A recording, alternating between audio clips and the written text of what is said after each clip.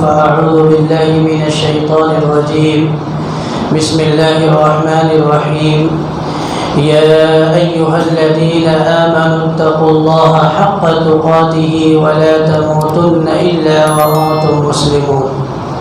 وقال الله تبارك وتعالى: ولقد وصينا الذين أوتوا الكتاب من قبلكم وإياكم أن اتقوا الله. وقال الله تبارك وتعالى: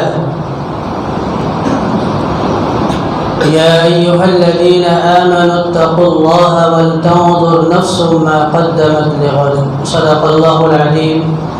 وقال النبي صلى الله عليه وسلم لمعاذ بن جبل رضي الله تعالى عنه: إن أولى الناس بي المتقون من كانوا حيث كانوا، أو كما قال عليه الصلاة والسلام. نہایت ہی قابل قدر مصلیان کرام، محترم بزرگوں، نوجوان دوستوں اور عزیز ساتھیوں، اس رمضان المبارک کا یہ آخری جمعہ ہے اور رمضان کی آج 25 تاریخ ہے. آپ سب لوگ اس بات سے واقف ہیں. مطلب یہ ہے کہ آج اس رمضان کا جمعہ آخری ہے، یعنی ختم ہو جائے گا. اگلے جمعہ جب ہم آئیں گے تو وہ رمضان میں روزے کی حالت میں نہیں آئیں گے. رمضان کا مبارک اور مقدس مہینہ ختم ہو چکا ہوگا. اس لیے رمضان المبارک کا جو یہ آخری جمعہ ہے، اس جمعہ کے تعلق سے سب سے پہلی بات تو یہ ہے کہ ہمارے معاشرے کے اندر ایک بات رواج پا چکی ہے کہ رمضان المبارک کا آخری جمعہ یہ جمعۃ الوداع ہے، کوئی تہوار ہے. حالانکہ آخری جمعہ رمضان المبارک کا یہ کوئی تہوار نہیں ہے. بار بار ہمارے سامنے بات آتی ہے کہ ہمارے صرف تہوار دو ہیں، عید الفطر اور عید الاضحیٰ. اس کے علاوہ کوئی تہوار نہیں ہے. اس لیے یہ سوچنا کہ آج رمضان المبارک کا آخری جمعہ ہے، نیا کپڑا پہنیں گے، کوئی اس کی شرعی حیثیت نہیں ہے. پہننا چاہے پہن سکتے ہیں، لیکن یہ سمجھ کر کے کہ دو کپڑا رمضان میں سلانا ہے، ایک جمعہ آخری جمعہ کے لیے، جمعۃ الوداع کے لیے، اور دوسرا عید الفطر کے لیے، تو اس کی شریعت میں کوئی حیثیت نہیں ہے. اسی طرح اللہ کے نبی صلی اللہ علیہ وسلم نے کوئی احکام یا کوئی عبادت آخری جمعہ کے تعلق سے بیان نہیں فرمائی ہے کہ عید الفطر رمضان المبارک کا آخری جمعہ ہو تو اتنی رکعتیں پڑھ لو، یا یہ کام کر لو، یہ کام کر لو. ایسا نہیں ہے. ہاں، یہ بات بالکل اپنی جگہ مسلم ہے کہ رمضان المبارک کا ایک ایک لمحہ قیمتی ہے. پہلے رمضان سے لے کر کے آخری رمضان کے آخری وقت تک ایک ایک لمحہ قیمتی ہے. لیکن یہ آخری جمعہ کوئی تہوار نہیں ہے، یہ ہمارے ذہنوں میں بات ہونی چاہیے. اس کے علاوہ اللہ کے نبی صلی اللہ علیہ وسلم نے رمضان کو سید الشہور فرمایا ہے، یعنی مہینوں کا سردار. اور جمعہ کو اللہ کے نبی صلی اللہ علیہ وسلم نے سید الایام فرمایا ہے، دنوں کے سردار. تو فضیلت اس بنیاد پر آ جاتی ہے کہ رمضان المبارک کا قیمتی لمحات بھی ہو، اور پھر جمعہ کے دن بھی ہو، جمعہ کا دن بھی ہو جو دنوں کا سردار ہے. تو دو فضیلتیں جمع ہو جاتی ہیں، ایک رمضان المبارک کا مہینہ جو مہینوں کا سردار ہے، اور دوسرا جمعہ کا دن جو دنوں کا سردار ہے. اس بنیاد پر اس کی اہمیت ہے. اور پھر آخری جمعہ ہو تو اس بنیاد پر ہمارے اکابرین اس کی زیادہ پابندی اور اہتمام کیا کرتے تھے کہ اب رمضان المبارک کا مہینہ ہماری زندگیوں میں اگر اگلے سال زندگی باقی رہی تو آ سکے گا، ورنہ اگلا جمعہ اب رمضان المبارک کا ہمیں ملنے والا نہیں ہے اگر اگلے سال کی زندگی ہمارے مقدر میں لکھی ہوئی نہیں ہے. تو ایک بات کی وضاحت میں نے آپ کے سامنے کی ابھی، اس کو اپنے ذہنوں میں رکھیں. دوسری بات یہ ہے کہ رمضان المبارک کا مہینہ اپنی تمام تر رحمتوں، برکتوں اور سعادتوں کے ساتھ اب رخصت ہونے کو ہے. رمضان المبارک کے مہینے میں اللہ تبارک و تعالیٰ نے ہم پر روزے کو فرض کیا. روزہ ہم رکھے روزے کا مقصد کیا ہے اور اس مقصد میں ہمیں رمضان کے بعد بھی کس طرح لگنا ہے، اس سلسلے میں کچھ باتیں مجھے عرض کر دیتی ہیں تاکہ رہنمائی ملے کہ رمضان المبارک کے بعد آخر ہم کیا کریں، رمضان المبارک کے بعد ہماری زندگیاں کیسی ہو، رمضان المبارک کے بعد عبادتوں کے تعلق سے ہماری فکر مندی کیسی ہو، اس تعلق سے ہم سب کو رہنمائی مل جائے، ہمارے ذہنوں میں بات مستحضر ہو جائے، دماغ میں بات بیٹھ جائے۔ تو رمضان المبارک کا مہینہ اللہ تبارک و تعالی نے ہم سب کو تقوی اختیار کرنے اور تقوی پر کاربند ہو جانے کے لیے عنایت فرمایا۔ جہاں روزے کی فرضیت کا بیان ہے، آپ شروع سے سنتے ہوئے آ رہے ہیں، وہاں اللہ تبارک و تعالی نے روزے کے مقصد کو بیان فرمایا۔ یا ایھا الذین آمنوا کتب علیکم الصیام کما کتب علی الذین من قبلکم، اے ایمان والو ہم نے تم پر روزے کو فرض کیا ہے جیسا کہ تم سے پہلے لوگوں پر روزے کو فرض کیا تھا۔ کیا مقصد ہے؟ لعلکم تتقون، تاکہ تم پرہیزگار بن جاؤ، تقوی والے بن جاؤ۔ تو رمضان المبارک کا جو مقصد ہے، رمضان المبارک کا جو تحفہ ہے، رمضان المبارک میں ہمیں کیا ملا، رمضان المبارک سے ہم لے کر کے کیا جا رہے ہیں، ہمیں حاصل کیا ہونے والا ہے، تو رمضان المبارک کا جو تحفہ ہے وہ تقوی ہے۔ یہ رمضان المبارک کا تحفہ ہے۔ تقوی کیا ہے؟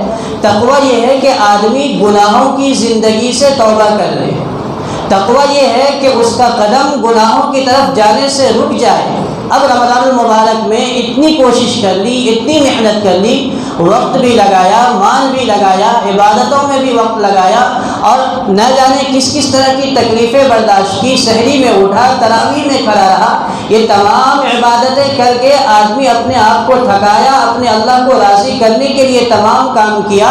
تو مقصد کیا ہے؟ مقصد یہ ہے کہ اب رمضان کے بعد بھی انسان عبادتوں سے چمٹا رہے اور گناہوں سے بچتا رہے، لعلکم تتقون۔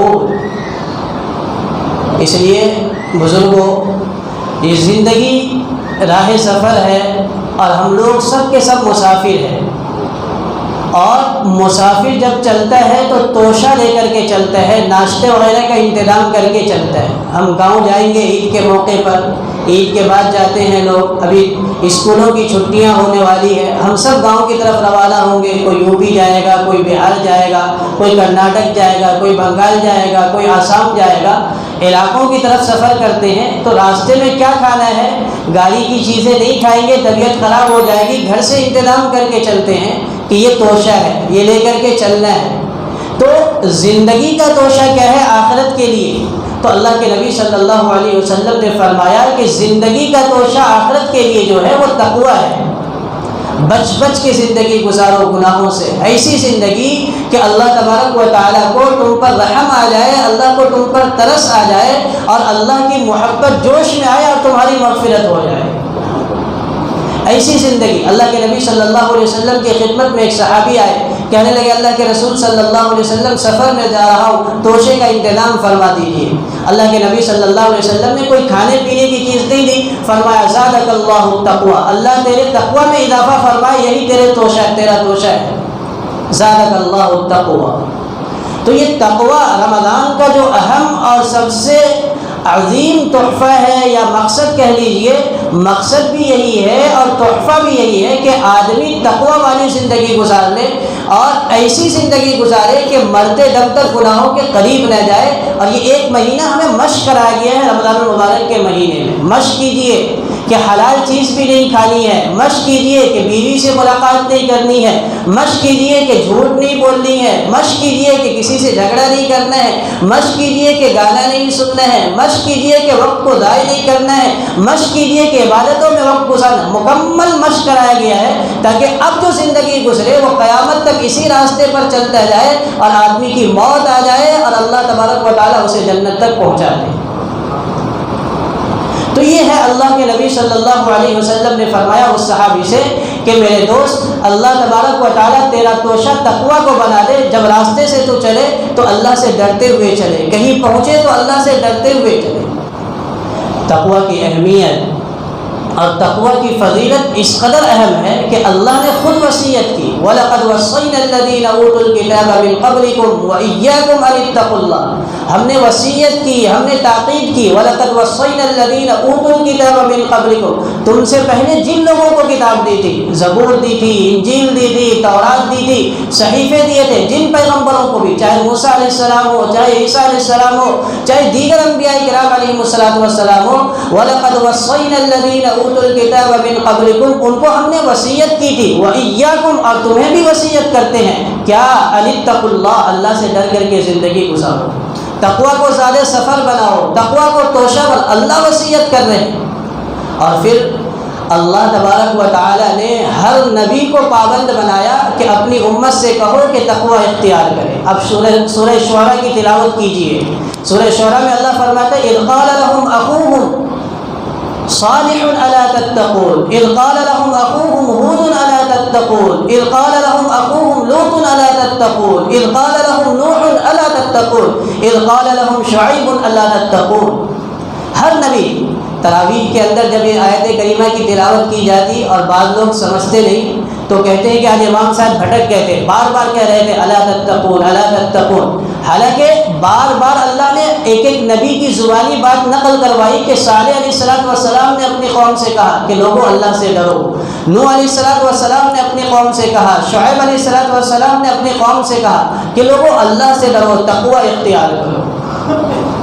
پھر خود ہمارے آقا صلی اللہ علیہ وسلم نے حضرت ابو ذر غفاری رضی اللہ تعالیٰ عنہ کو نصیحت کی، انہوں نے کہا کہ اللہ کے رسول صلی اللہ علیہ وسلم مجھے کچھ نصیحت کیجیے، تو اللہ کے رسول صلی اللہ علیہ وسلم نے فرمایا اوصیکم بتقوی اللہ فإنہ رأس کل شیء، میں تجھے تقوی کی وصیت کرتا ہوں اس لیے کہ ہر چیز کی جڑ اور بنیاد تقوی ہے، ہر نیکی کی جڑ اور ہر اچھائی کی جڑ اور بنیاد جو ہے وہ تقوی ہے، اللہ کا خوف ہے۔ جس انسان کے اندر اللہ کا خوف پیدا ہو گیا وہ نیکی کے کام کو کرے گا اور برائی سے بچے گا۔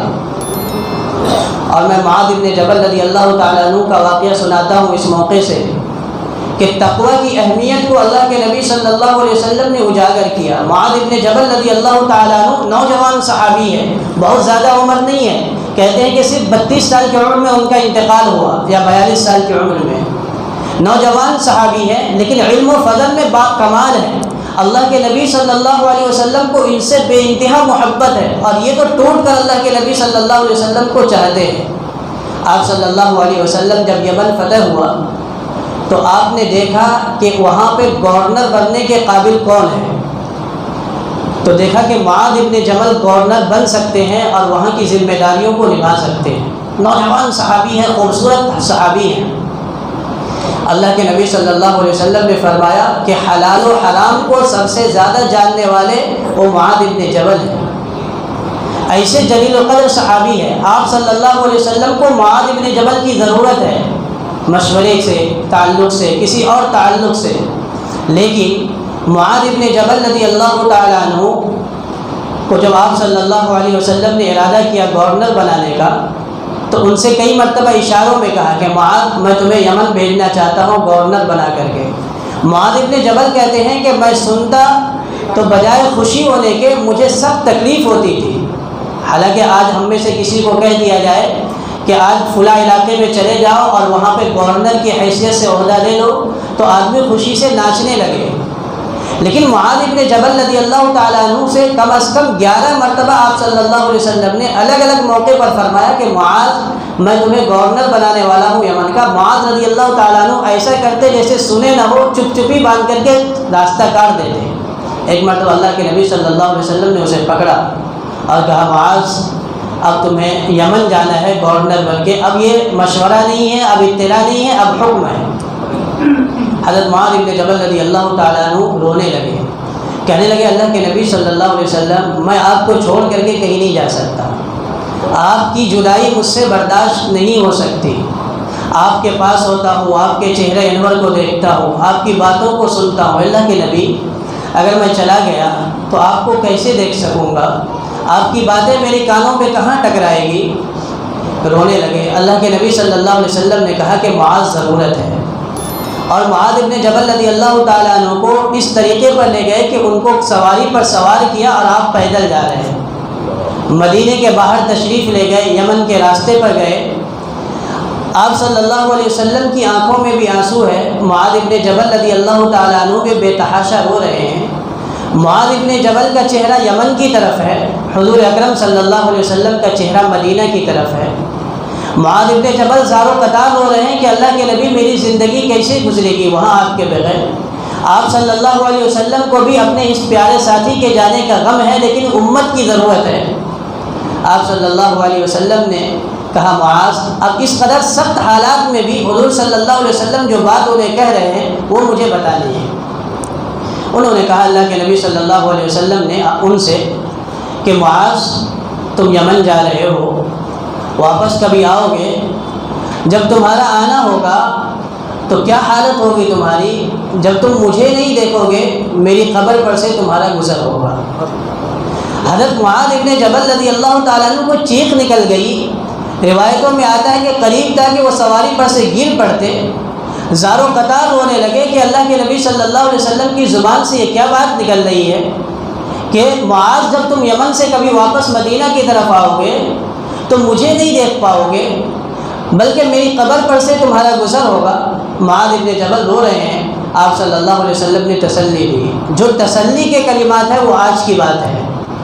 اللہ کے نبی صلی اللہ علیہ وسلم نے فرمایا معاذ جاؤ، دور رہنا، دین کی خدمت ضروری ہے، لوگوں کی رہبری ضروری ہے، لوگوں کو دین کی طرف مائل کرنا ضروری ہے، لوگوں کو احکام سکھانا ضروری ہے۔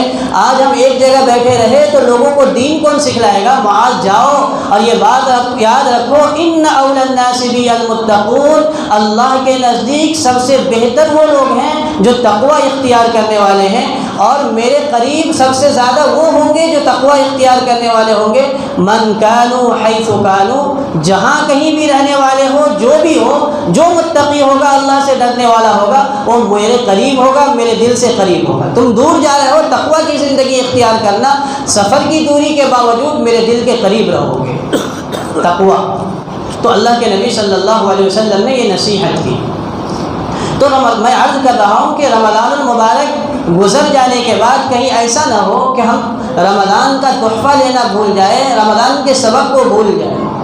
اس لیے بار بار قرآن مقدس میں اللہ نے تقوی کی فضیلت کو بیان فرمایا کہ جو آدمی تقوی اختیار کرتا ہے اللہ تبارک و تعالی اس کے لیے راستے نکال دیتے ہیں۔ وَمَن يَتَّقِ اللَّهَ يَجْعَل لَّهُ مَخْرَجًا، جو کوئی اللہ سے ڈرے گا اللہ اس کے لیے راستے نکالے گا، دنیا میں بھی راستے نکالے گا تنگیوں سے، اور قبر میں بھی راستے نکالے گا، اور آخرت میں بھی اللہ تبارک و تعالیٰ اس کے لیے راستے نکالیں گے۔ کوئی معمولی بات ہے؟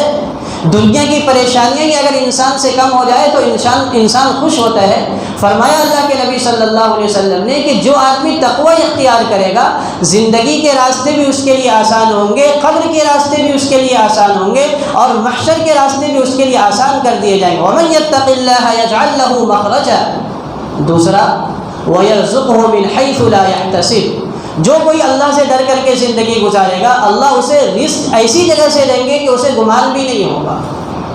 تیسری فضیلت وَمَن يَتَّقِ اللَّهَ يُكَفِّرْ عَنْهُ سَيِّئَاتِهِ وَيُعْظِمْ لَهُ أَجْرًا، جو کوئی اللہ سے ڈر کر کے زندگی گزارے گا اللہ اس کے گناہوں کو معاف کرے گا اور اللہ اس کو بہت اجر دے گا۔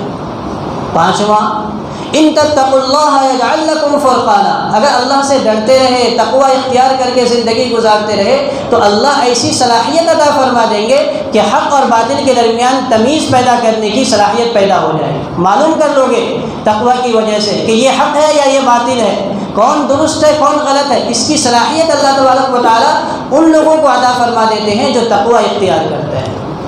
اور اس سے بڑھ کر کے بات یہ ہے کہ ان اللہ یحب المتقین، جو آدمی تقوی اختیار کرے گا بزرگوں اللہ اسے اپنا محبوب بنا لے گا، اللہ کی محبت اسے حاصل ہو جائے گی۔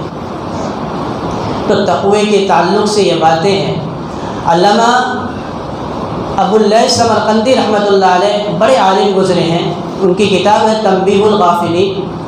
تنبیہ الغافلین میں انہوں نے تقوی کے 7 درجات لکھے ہیں۔ یہ رمضان کا اہم عنوان ہے اور یہ سبق یاد رکھیں انشاءاللہ ہم کہ تنبیہ الغافلین میں علامہ ابو اللیث سمرقندی رحمۃ اللہ علیہ نے تقویٰ کی 7 قسمیں لکھی ہیں. میں مختصر طور پر اشارہ کرتا ہوں، طویل بحث کی ہے انہوں نے، لیکن جو مختصر بات ہے وہ یہ ہے. فرمایا کہ تقویٰ کی پہلی قسم یہ ہے کہ آدمی اپنے آنکھ کو متقی بنا لے، آنکھ متقی بن جائے. کیا مطلب ہے؟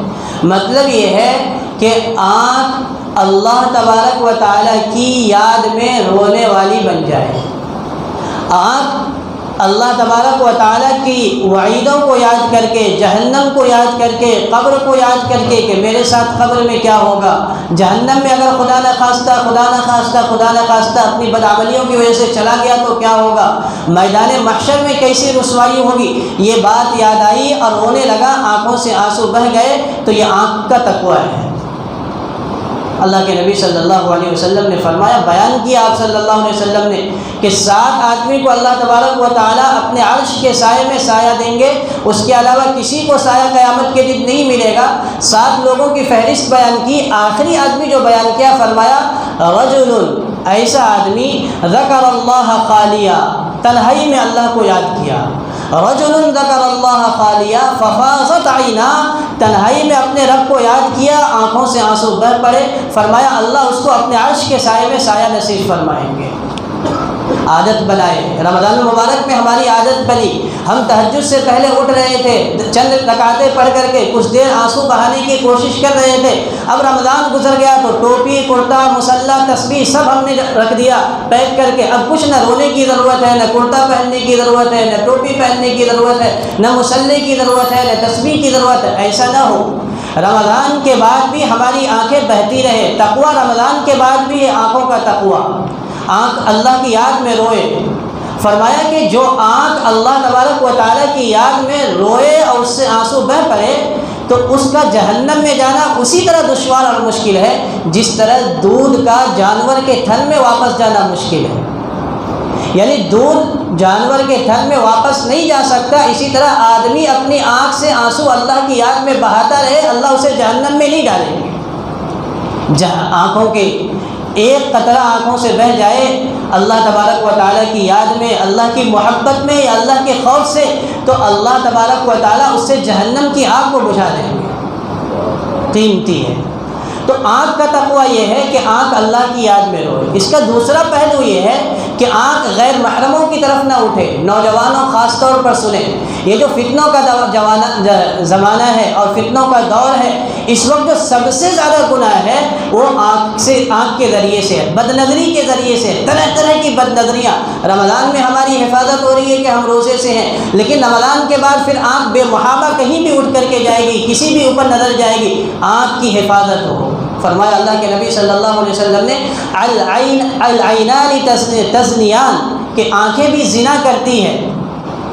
اور آنکھ کی زنا کیا ہے؟ النظر، کہ آنکھ کی زنا جو ہے وہ غلط طریقے پر غیر محرم عورتوں کو دیکھنا ہے، غیر محرم عورتوں سے کی طرف دیکھ کر کے ذائقہ لینا ہے، مزہ لینا ہے. فرمایا یہ آنکھ کی زنا ہے، آنکھ کی بدکاری ہے. تو اپنے آنکھ کے تقویٰ کی بھی حفاظت کرے رمضان المبارک کے بعد. دوسری بات فرمایا کہ دوسرا تقویٰ کی جو دوسری قسم ہے وہ ہے زبان کا تقویٰ. زبان سے حق بات ہمیشہ نکلے اور اس حق بات کے نتیجے میں چاہے کوئی دشمن بن جائے، چاہے کوئی مخالفت کرنے لگے، چاہے کوئی بائیکاٹ کرے، چاہے کوئی دشمنی مول لے، اگر حق بات ہے تو حق بات پر ڈٹ جائے. یہ زبان کا تقویٰ ہے. حضرت ابو ذر غفاری رضی اللہ تعالیٰ عنہ کو آپ صلی اللہ علیہ وسلم نے نصیحت فرمائی، قل الحق وان کان مرا. اے ابو ذر ہمیشہ سچ بات کہنا گرچہ لوگوں کو کڑوی لگے. حق بات پر ڈٹ جانا یہ زبان کا تقویٰ ہے. اور زبان کا دوسرا تقویٰ یہ ہے کہ زبان سے غلط بات نہ نکلے. دونوں پہلو پہ نظر ہو، نظر دونوں پہلو پر ہو. زبان سے قرآن کی تلاوت ہو، زبان سے اچھی باتیں نکلے، زبان سے حق بات نکلے اور زبان سے غلط بات نہ نکلے. اس لیے اللہ کے نبی صلی اللہ علیہ وسلم نے فرمایا، من یضمن لی ما بین لحییہ وما بین فخذیہ اضمن لہ الجنہ. جو اپنے دونوں جبڑوں کے درمیان کی چیز کی ضمانت لے لے اور اپنے دونوں ران کے درمیان کی چیز کی ضمانت لے لے، یعنی زبان کی ضمانت لے لے اور شرمگاہ کی ضمانت لے لے، فرمایا اضمن له الجنہ، میں اس کے لیے جنت کی ضمانت لیتا ہوں۔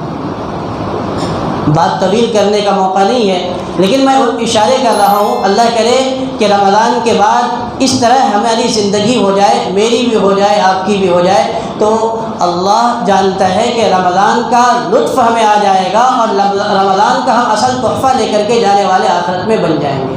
پوری زندگی ہم آنکھ کے متقی بن جائیں، پوری زندگی ہم زبان کے متقی بن جائیں، کان کے متقی بن جائیں۔ اسی طرح تیسرا نمبر جو ہے وہ دل کا تقویٰ ہے، بہت اہم ہے۔ دل کا تقویٰ یہ ہے کہ اس میں نیکی کے جذبات کو لانے کی کوشش کریں، اور برائیوں کے جذبات کو ایک ایک کر کے کھرچ کے نکال کر کے پھینک دیں۔ برائیوں کے جذبات، حسد ہے، تکبر ہے، یہ بیماریاں جو ہیں ان کو دل کے اندر سے ختم کریں۔ کہتے علماء نے لکھا ہے کہ آسمان کے اوپر جو سب سے پہلا گناہ ہوا وہ حسد اور تکبر کی وجہ سے ہی ہوا۔ ابلیس نے سجدہ کرنے سے انکار کیا آدم علیہ السلام کا۔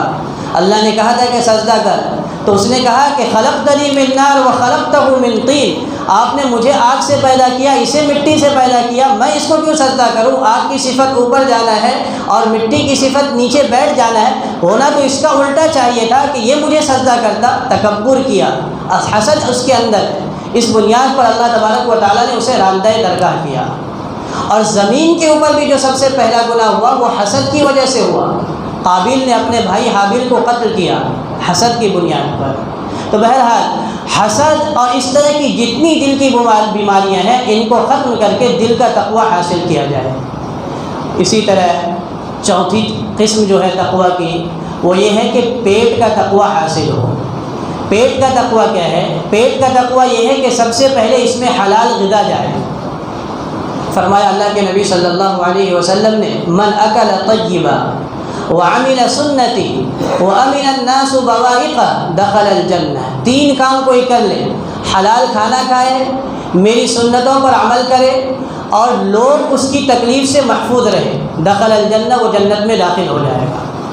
تو بہت اہم ہے کھانا حلال ہو، سنتوں پر عمل ہو، اور لوگوں کو اپنی تکلیف سے بچانا۔ یہ بھی رمضان کا بہت اہم سبق ہے۔ بہت نمازیں ادا کی جاتی ہے، بہت روزے رکھ لیے جاتے ہیں، زکوٰۃ و خیرات بھی دے دیے جاتے ہیں، غریبوں کی مدد بھی کی جاتی ہے، لیکن سانپ بن کر کے لوگوں کے لیے تکلیف دہ بن جاتا ہے انسان۔ اپنے بھائی کو بھی تکلیف پہنچاتا ہے، اپنی بہن کو بھی تکلیف پہنچاتا ہے، ڈستا ہے، زہر مارتا ہے۔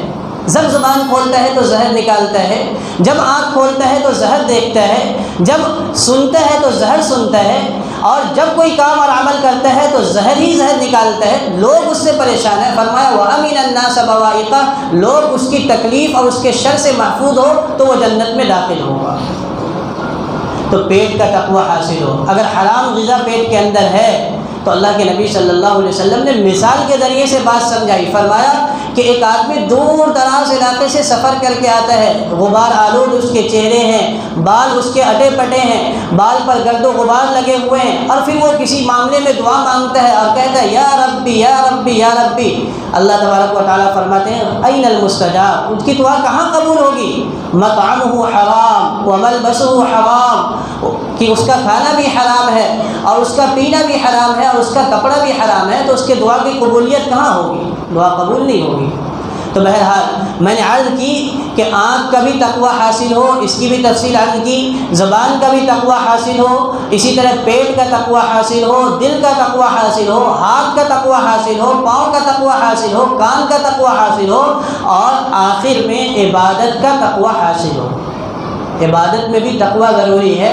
اگر عبادت میں ریاکاری ہو اور عبادت میں دکھلاوا ہو تو وہ عبادت قابل قبول نہیں ہے۔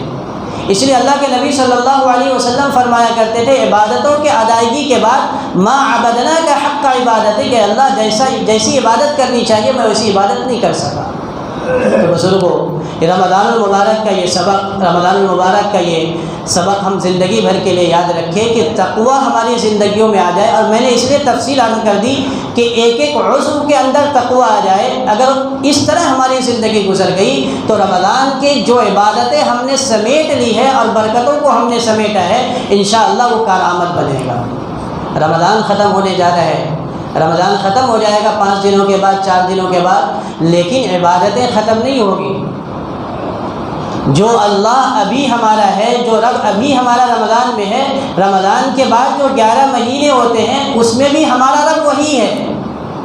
نہ رب بدلا، نہ خدا بدلا، نہ ہماری عبادتوں میں کوئی حکم بدلا، بس زیادہ عبادتیں کرتے تھے، ذرا کم کریں گے، لیکن کرنا ہے، عبادتوں کو ترک نہیں کرنا ہے۔ ہم لوگ تاجر لوگ ہیں، دکان ہم میں سے بہت سارے لوگ کرتے ہیں، تجارت کرتے ہیں، سیزن میں محنت کرتے ہیں، کیا سیزن کے بعد دکان بند کر دیتے ہیں کہ چلو 1 مہینہ سیزن ہے، ہم دیوالی کے موقع پر اور عید کے موقع پر، بقرعید کے موقع پر اپنا کاروبار کر لیں گے اور اس کے بعد دکان بند کر کے آرام سے 10 مہینے 9 مہینے بیٹھیں گے کیونکہ سیزن میں کام کرنا ہے۔ تو رمضان نیکیوں کا سیزن ہے، رمضان میں ہم نے خوب نیکی کی، لیکن کیا رمضان کے بعد اپنے آپ کو بیٹھا لینا ہے؟ نہیں بزرگوں، رمضان میں ہم تہجد کی پابندی کر رہے تھے تو اللہ کے واسطے فجر اب ہم سے فوت نہ ہو سکے، تہجد اگر نہ پڑھ پائے۔ جو آدمی 1 مہینے تک تہجد میں اٹھ سکتا ہے، جو آدمی 1 مہینے تک سحری میں اٹھ سکتا ہے، وہ آدمی فجر کی نماز کیوں نہیں ادا کر سکتا جماعت کے ساتھ مسجد میں آ کر کے؟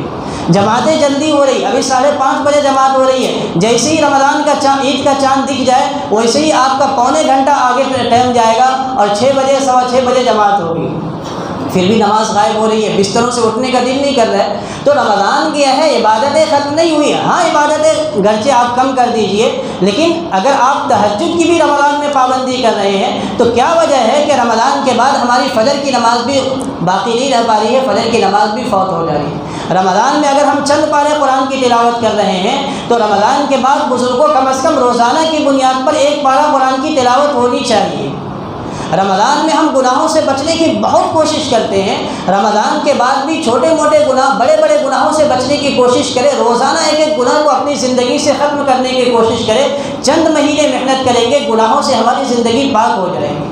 روزانہ افطاری میں ہم مسجدوں میں افطار پہنچاتے ہیں، پڑوسیوں کو افطار پہنچاتے ہیں، رمضان کے بعد 1 دانہ بھی کسی غریب کو دینے کے لیے تیار نہیں ہوتے، کم از کم ہفتے میں 1 مرتبہ کسی غریب کو کھانا کھلا دیں۔ یہ ہماری ترتیب بنی رہے رمضان کے بعد، اعمال پر استقامت ہو، اعمال کو ختم نہ کر دے۔ فضیل بن عیاض رحمۃ اللہ علیہ فرمایا کرتے تھے کہ مجھے تعجب ہوتا ہے ان مسلمانوں پر جو رمضان میں اپنے رب کو تو پہچانتے ہیں اور رمضان کے بعد اپنے رب کو نہیں پہچانتے۔ رمضان میں اللہ کو خوب پہچاننا ہے لیکن رمضان کے بعد اللہ کو بھول جاتے ہیں، ایسا ہو جاتا ہے۔ تو ایسا نہ ہو، رمضان کے بعد بھی ہمارا خدا وہی ہے۔ علامہ ابن تیمیہ رحمۃ اللہ علیہ فرمایا کرتے تھے کہ اگر کسی کی رمضان کی عبادتوں کے سلسلے میں یہ دیکھنا ہو کہ اس کی عبادت مقبول ہوئی یا نہیں ہوئی اللہ کے نزدیک، تو رمضان کے بعد کے اس کے اعمال کو دیکھ لو۔ اگر رمضان کے بعد بھی وہ عبادتوں پر قائم ہے تو یہ اس بات کی علامت اور نشانی ہے کہ رمضان کی عبادتیں عند اللہ مقبول ہوئی ہیں۔ اور اگر رمضان کے بعد بھی ویسی زندگی ہے جو رمضان سے پہلے کی زندگی تھی، اعمال پر باقی نہیں رہ پایا ہے، تو فرمایا کہ پھر اس کو سوچنا چاہیے کہیں ایسا تو نہیں ہے کہ اللہ تبارک و تعالی رمضان کے اعمال کو قبول نہیں فرمایا۔ تو بہت ڈرنے کی بھی بات ہے۔ یہ باتیں تھیں جو میں نے آپ کے سامنے رکھ دی، وقت ہو چکا ہے، بس اللہ تبارک و تعالیٰ سے دعا ہے کہ یہ رمضان ہمارے لیے تقویٰ کا تحفہ دینے والا بن جائے۔ اس رمضان میں ہم اپنے آپ کو متقی بنا لیں۔ اللہ سے آج مسجد میں بیٹھ کر کے ہی، اسی وقت جمعہ کا دن ہے، رمضان المبارک کا آخری جمعہ ہے، اسی وقت اپنے دل میں آہستہ آہستہ عزم کر لیں کہ اللہ میں کوشش کروں گا کہ اپنی زندگی بھر اپنے آپ کو متقی بنا کر کے رکھوں گا۔ میں اپنے آنکھوں کو بھی گناہ سے بچاؤں گا، کانوں کو بھی گناہ سے بچاؤں گا، دل کو بھی گناہ سے بچاؤں گا، ہاتھ اور پاؤں کو بھی گناہ سے بچاؤں گا، تمام چیزوں کو گناہ سے بچاؤں گا۔ انشاءاللہ ہم لوگ سب ارادہ کر لیں۔ بات مکمل ہوئی۔ ایک اعلان ابھی آپ حضرات کے سامنے عرض کر دوں کہ رمضان کا ہم نے روزہ رکھا الحمدللہ، تو رمضان کے اخیر میں صدقۃ الفطر ہر مسلمان پر واجب ہے، مرد ہو، عورت ہو، بچہ ہو، بچی ہو، سب پر واجب ہے۔ اللہ کے رسول صلی اللہ علیہ وسلم نے اس کو واجب فرمایا۔ فرض رسول اللہ صلی اللہ علیہ وسلم زکوٰۃ الفطر طہرۃ للصائم من اللغو والرفث وطعمۃ للمساکین۔ 2 وجہ بیان فرمائی کہ روزے دار روزہ رکھتا ہے تو بے احتیاطی ہوئی جاتی ہے، زبان کی بھی لغزش ہوتی ہے، آنکھ کی بھی لغزش ہوتی ہے، دل کی بھی لغزش ہوتی ہے، کچھ نہ کچھ غلطیاں ہو جاتی ہیں۔ تو ان غلطیوں کی بھرپائی کے لیے اور غریبوں کے کھانے پینے کے انتظام کے لیے ان دو مقصد کے تحت اللہ تبارک و تعالیٰ نے صدقۃ الفطر کو واجب قرار دیا ہے۔ صدقۃ الفطر رمضان کے ختم ہونے کے بعد اب عید الفطر کے نماز کی ادائیگی سے پہلے ادا کرنا ضروری ہے۔ رمضان میں بھی ادا کر سکتے ہیں، لیکن عید الفطر کی نماز سے پہلے ادا کر دے، یہ بہت بہتر ہے، ورنہ اگر کوئی آدمی نہیں ادا کر پایا ہے تو بعد میں بھی ادا کر سکتے ہیں۔ صدقۃ الفطر ہر آدمی جو اچھی طرح کھاتا پیتا ہے رہتا ہے، کسی کے سامنے ہاتھ پھیلانے کی ضرورت نہیں پڑتی ہے، صاحب نصاب ہے لیکن سال نہیں گزرا ہے، تو ایسے آدمی پر صدقۃ الفطر واجب ہے۔ ہر آدمی اپنی طرف سے اپنے بچوں کی طرف سے صدقۃ الفطر ادا کرے۔ بیوی کا ادا کرنا آپ کے ذمے نہیں ہے، یا آپ کی بیوی کے ذمے آپ کا ادا کرنا نہیں ہے، لیکن عام طور پر ہمارے معاشرے میں ہوتا ہے کہ گھر کا جو ذمہ دار ہوتا ہے، سربراہ ہوتا ہے، وہ پورے گھر کی طرف سے نکال دیتا ہے۔ تو اس کی گنجائش ہے ہر گھر کا سربراہ اپنے گھر کے افراد کو گنے اور اس کی صدقۃ الفطر ادا کر دیں۔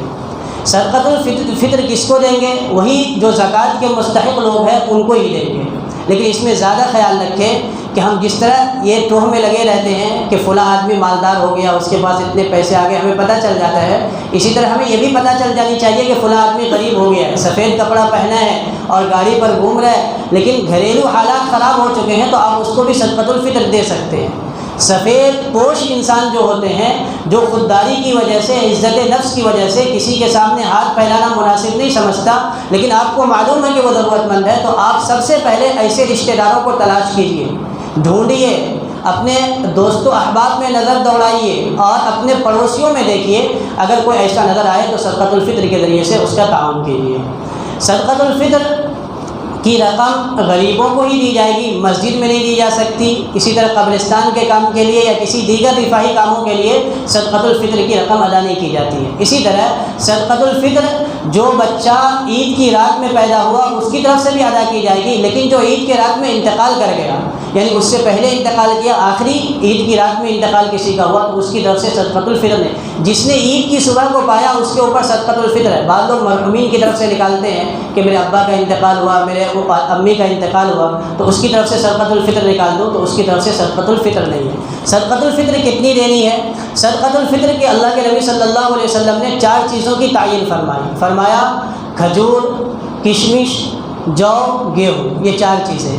کھجور 1 سا، کشمش بھی 1 سا اور جو بھی 1 سا۔ 1 سا کہتے ہیں 3 کلو 200 گرام کو، اور گیہوں آپ صلی اللہ علیہ وسلم نے نصف سا قرار دیا۔ نصف سا یعنی 1 کلو 600 گرام، اس سے کچھ زیادہ بنتا ہے، تو نصف سا گیہوں دیں یا 1 سا کھجور، کشمش یا جو میں سے جو چاہے وہ دے دیں۔ اصل تو یہ ہے، لیکن کیونکہ غریبوں کو کی ضرورت پوری کرنی ہے، یہ سب آدمی جا کر کے گیہوں دینا شروع کر دیں، سب آدمی جا کر کے کھجور دینا شروع کر۔ بعض علماء کی رائے یہ ہے کہ نہیں، یہی 4 چیزیں دینی چاہیے، پیسے نہیں دے سکتے، لیکن علماء نے مسئلہ مستنبط کیا، فرمایا کہ نہیں، اگر یہی چیزیں سب دیتے رہیں گے، اللہ کے نبی صلی اللہ علیہ وسلم نے غریب کی مدد کے لیے فرمایا ہے، تو اس لیے اگر سب کھجور دے رہا ہے، گیہوں دے رہا ہے، تو اس کی ضرورت کپڑے کی ہے، جوتے کی ہے، چپل کی ہے، سوئی کی ہے، دودھ کی ہے، تو کھجور لے کر کے کیا کرے گا، اس لیے پیسے بھی دے سکتے ہیں۔ تو عام طور پر 1 کلو 600 گرام گیہوں کی قیمت 42 روپے کے اعتبار سے ہم جوڑیں تو 70 روپے بنتے ہیں۔ تو کم از کم ہم میں سے ہر آدمی اپنی طرف سے، اپنے اہل و عیال کی طرف سے 70 روپے صدقۃ الفطر ادا کرنے کی کوشش کرے، فکر کرے۔ لیکن یہ عام لوگوں کے لیے جسے اللہ نے صاحب حیثیت بنایا ہے، مال و دولت دی ہے اور وہ لاکھوں کروڑوں کے مالک ہیں، تو اس کے لیے مشورہ یہ ہے کہ وہ جو کے اعتبار سے دے۔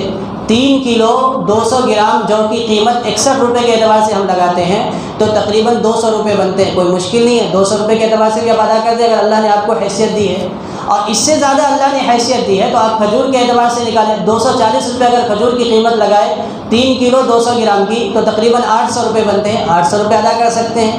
اور اسی طرح اگر اس سے بھی زیادہ اللہ نے حیثیت دی ہے تو کشمش کے اعتبار سے نکالیں، کشمش کی قیمت 350 روپے ہے، اور اس کے اعتبار سے آپ نکالیں گے تو تقریباً 1100 1150 روپے بنتے ہیں۔ تو یہ 4 چیزیں میں نے آپ کے سامنے رکھی ہے۔ سب سے کم قیمت جو ہے وہ 70 روپے ہے، لیکن جو مالدار احباب ہے ان سے گزارش یہ ہے کہ وہ کم از کم جو پر جائے، ہمیشہ 70 روپے گیہوں پر ہی نہ بیٹھے رہے۔ یہ بہت ہی روزانہ کمانے کھانے والوں کے لیے ہے. جو آدمی ذرا صاحب حیثیت ہے کم از کم جاب پر تو جائے, 200 روپے کے اعتبار سے نکالے.